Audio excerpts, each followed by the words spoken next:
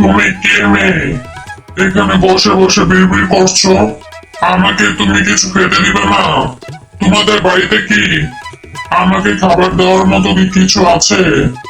আমাকে যদি কিছু খেতে দাও তাহলে তোমাদের অনেক অনেক আশীর্বাদ করতাম। আমার শরীরটা আর চলে না রে মা। ক্ষুধার যন্ত্রণা আর সইতে পারছি না। ওই গ্রামের দিকে যাচ্ছিলাম খাবারের খোঁজে। তুমি কি আমাকে কিছু খেতে দিতে পারবে? বুড়িমা, তুমি কার কাছে কি বলো?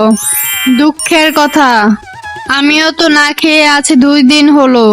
খুব ভালো করেই জানি বুড়িমা, ক্ষুধার যে কত কষ্ট।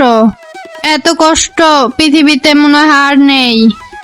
মনে হচ্ছে আমি বুঝি এখানেই মারা যাব। তবে বুড়িমা, তোমাকে আমি কিছু দিতে না পারলেও পানি দিতে পারি। তুমি কি পানি খাবে বুড়িমা?